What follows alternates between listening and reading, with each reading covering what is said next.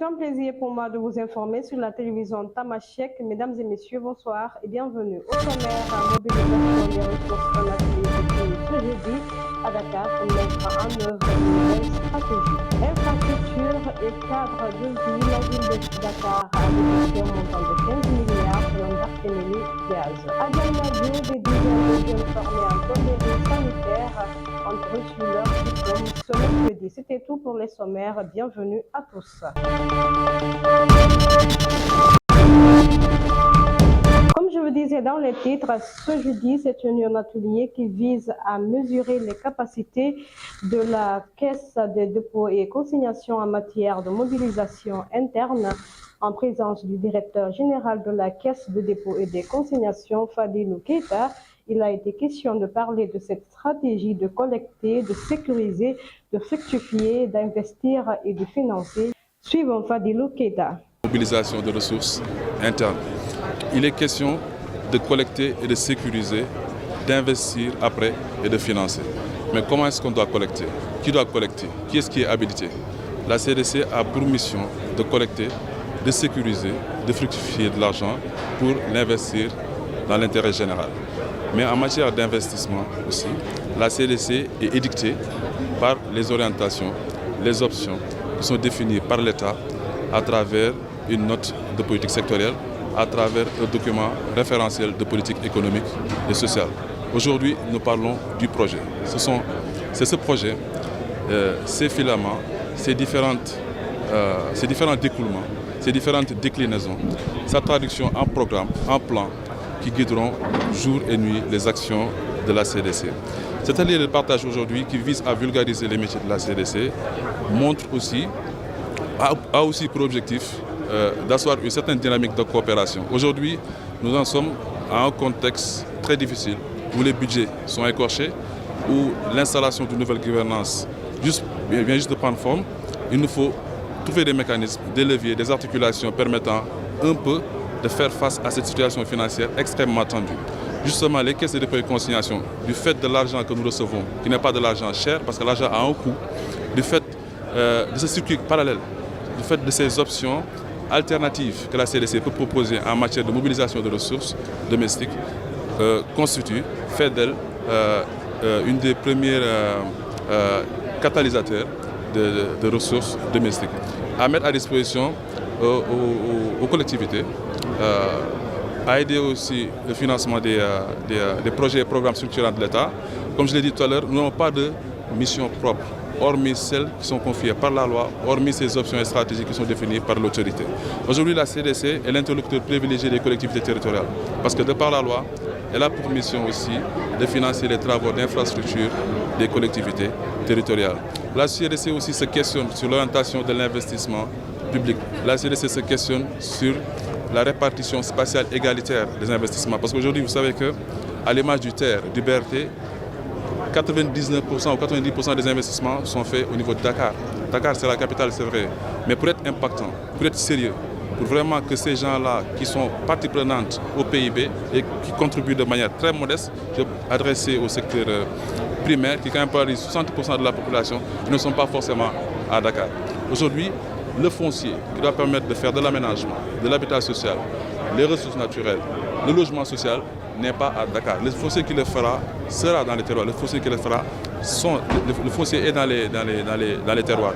Il nous faut donc adresser en direction des collectivités. Infrastructure et cadre de vie, le maire de Dakar, Barthélémy Diaz, s'est exprimé sur ce sujet lors de la présentation de son bilan en mi-parcours. Selon lui, la rénovation et la réhabilitation de la voirie, un montant de 15 milliards a été déboursé pour une durée de 3 ans en termes de réalisation et d'entretien de la ville de Dakar. Il rappelle que plus de 157 km de routes communales ont été réhabilités. Le cadre de vie, vivre, circuler, mais surtout respirer à Dakar.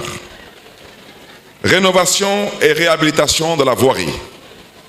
Sur ce chapitre, il y a le lancement d'un vaste programme pluriannuel de construction, de réhabilitation, de mise aux normes et d'extension de la voirie dans la ville pour un montant de 15 milliards pour une durée de 3 ans.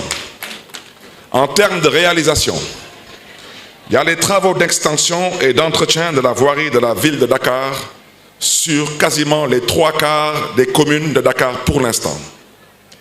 Nous avons déjà réhabilité 157 km de routes dans Dakar. Nous sommes en train de construire 11 km de nouvelles routes, particulièrement dans les communes de Mermoz-Sacré-Cœur, dans la commune de la Patte d'Oie, dans la commune des Parcelles Assainies, dans la commune de Yoff, dans la commune de Grand Yoff, dans la commune de la Médina, dans la commune des HLM, de Sicap Liberté, de Biscuiterie, de Dakar Plateau, de Gueule Tapée Fass Colobane, de Dieuppeul-Derklé, de Ngor, de Ouakam, de Fann Point Amitié, de Cambérène et dans la commune de Hann Bel-Air. Il y a les travaux d'aménagement et de réhabilitation des allées Khalifa Ababacar Sy d'un montant de plus d'1,2 milliard. Il y a la pose de 218 192 mètres carrés de pavés et 64 117 mètres linéaires de bordure réalisés, incluant les cimetières de Yoff et de Saint-Lazare de Béthanie.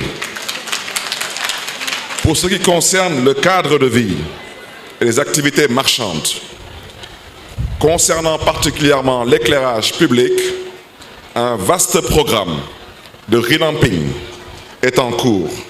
La ville de Dakar est aujourd'hui la deuxième ville la plus éclairée d'Afrique et figure parmi les 100 villes du monde les plus illuminées avec plus de 60 000 points lumineux, soit une densité de plus de 700 points lumineux au kilomètre carré.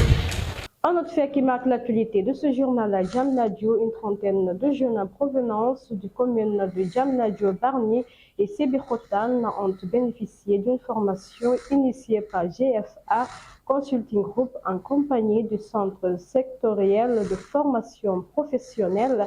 Ces jeunes ont été formés sur la plomberie pendant plus de 30 jours.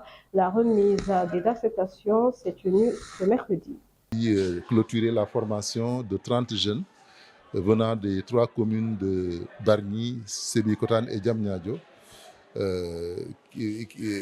C'était une formation en plomberie sanitaire et cela a été une demande, une requête qui a été envoyée par ces 3 communes à GFA Consulting Group qui a répondu favorablement.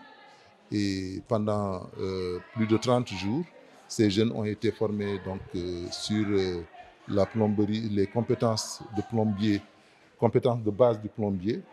Et cette formation s'est tenue au Centre sectoriel de formation professionnelle en BTP de Diamniadio. Ils sont prêts à intégrer le monde de l'emploi. C'était une formation essentiellement pratique. Bien évidemment, il y a des apports théoriques qui ont été fournis, mais la formation a été surtout pratique sur les compétences de base. Et à la fin de la formation technique, ils ont suivi une formation sur les compétences transversales, ce que nous appelons les soft skills. Et en même temps, ils ont suivi également une formation en entrepreneuriat. Et ce sont ces formations intégrées qui leur ont permis d'avoir un profil d'employabilité satisfaisant, que nous avons renforcé avec la mise à disposition de chaque participant d'un kit comprenant tous les outils de base qui permettent aux plombiers de travailler. Chaque commune a envoyé 10 jeunes pour suivre la formation en plomberie et lancera de même pour l'électricité. Chaque commune également va envoyer 10 jeunes.